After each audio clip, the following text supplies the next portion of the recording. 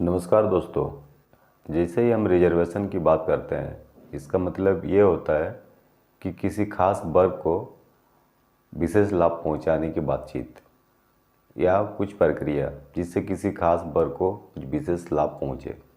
दूसरी बात यह है कि हम अक्सर बात करते हैं कि समाज से जातिवाद सिस्टम को हटाने का, पर हम उसी तरह से जाति के हिसाब से भी रिजर्वेशन देते रहते हैं।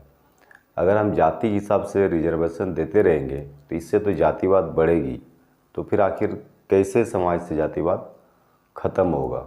इसी बात को इस वीडियो में बहुत आसान भाषा में समझने का हम लोग कोशिश करेंगे कि आखिर ये आरक्षण है क्या, इसे क्यों दिया जाता है और इससे कितना फ़ायदा है, कितना नुकसान है। तो चलिए दोस्तों, आगे हम समझते हैं इस वीडियो में कि आरक्षण क्या है। दोस्तों, आरक्षण ही अपने आप में एक डिस्क्रिमिनेशन है, तो इससे आखिर हम कैसे समानता ला सकते हैं, कैसे इक्वलिटी ला सकते हैं। तो दोस्तों, इसको समझने के लिए हम भेदभाव को या डिस्क्रिमिनेशन को सबसे पहले समझने का कोशिश करते हैं।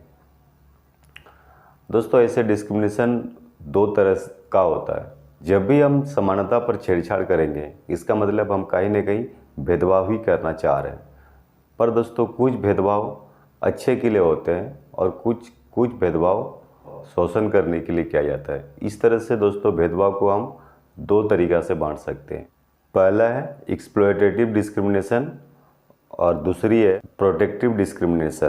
दोस्तों, एक्सप्लॉयटेटिव डिस्क्रिमिनेशन में हम शोषणमूलक भेदभाव की बात करते हैं। मतलब ऐसा भेदभाव जिस भेदभाव से किसी का शोषण किया जा सके, उसको एक्सप्लॉयटेटिव डिस्क्रिमिनेशन के नाम से हम लोग जानते हैं। मतलब भेदभाव करके ही हम किसी को शोषण करना चाहते थे।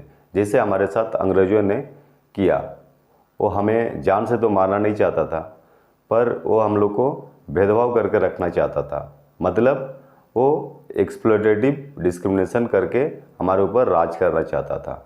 दूसरी है प्रोटेक्टिव डिस्क्रिमिनेशन। मतलब है तो ये भी एक तरह का भेदभाव ही, पर ये सुरक्षात्मक भेदभाव के रूप में माना जाता है। इस भेदभाव को किसी को शोषण करने के हिसाब से नहीं किया जाता है, बल्कि इससे शोषण कोई कर ना पाए, इसलिए ऐसे भेदभाव करके पिछड़े हुए लोगों या वंचित वर्गों को एक मुख्य धारा पर लाने का कोशिश किया जाता है। तो दोस्तों, यहीं से शुरू होती है रिजर्वेशन की कहानी। तो आइए समझते हैं अब रिजर्वेशन आखिर क्यों दी जाती है। दोस्तों, रिजर्वेशन का मुख्य काम यही है कि जो भी पिछड़े वर्ग या पिछड़े समुदाय के लोगों को मुख्य धारा में लाने के लिए जो प्रयास किया जाता है, मोटा मोटी देखें तो रिजर्वेशन का काम यही है। 2011 की जनगणना के अनुसार बैकवर्ड क्लास 75% है और जनरल कैटेगरी के लोग 25% पाए जाते हैं। आरक्षण को या रिजर्वेशन को समझने के लिए आपको एक हम एग्जाम्पल से समझाना चाहते हैं। मान लीजिए आपके परिवार में दो बच्चे हैं, उनमें एक 5 साल का है और एक छोटा बच्चा जो चल नहीं सकता।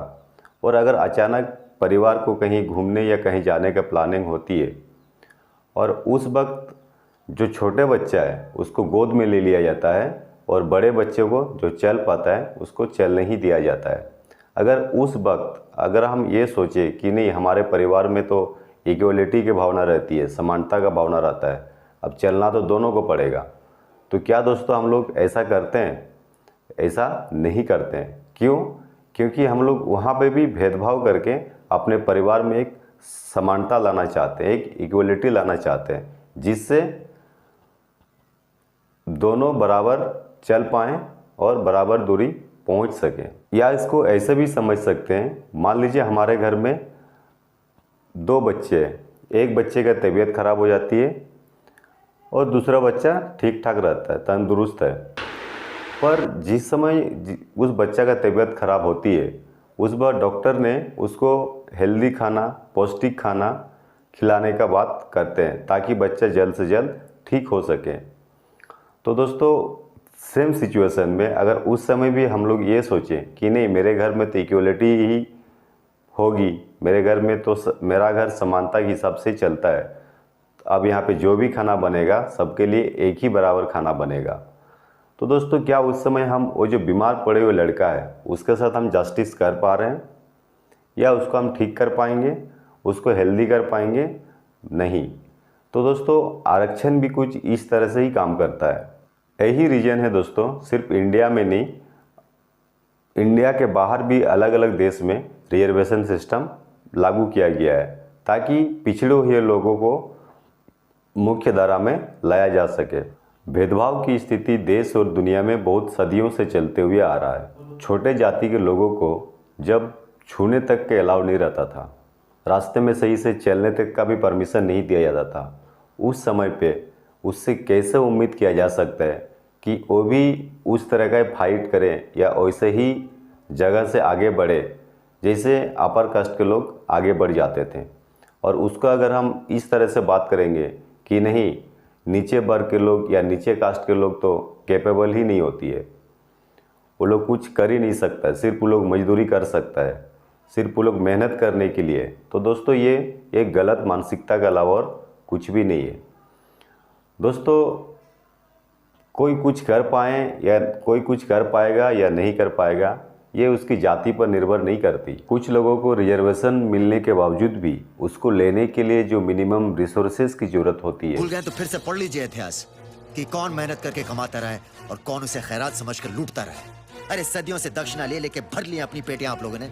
वो तक उन लोग तक नहीं पहुंच पाता है। उसको रिजर्वेशन रहते हुए उस रिजर्वेशन का लाभ उठाने के लिए गांव से बाहर निकल के उस चीज़ के लिए फाइट करना ही अपने आप में एक बहुत बड़ी बात होती है। दोस्तों बहुत जगह सुनने को ये भी मिलती है कि ये टूल 70 साल से चले आ रहा है, पर अभी तक अगर समानता या फिर सब कुछ बराबर नहीं हुई तो शायद ये टूल गलत है। ये टूल से भेदभाव कम नहीं कर सकते और चीज़ों को सुधार नहीं सकते। मतलब इस टूल को साइड कर देना चाहिए, हमें कुछ नए सिरे से कुछ सोचना चाहिए।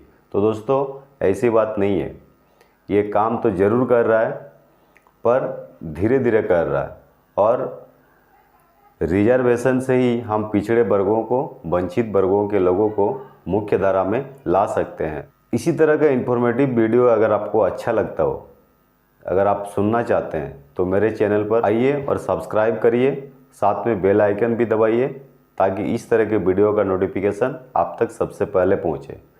बहुत बहुत धन्यवाद।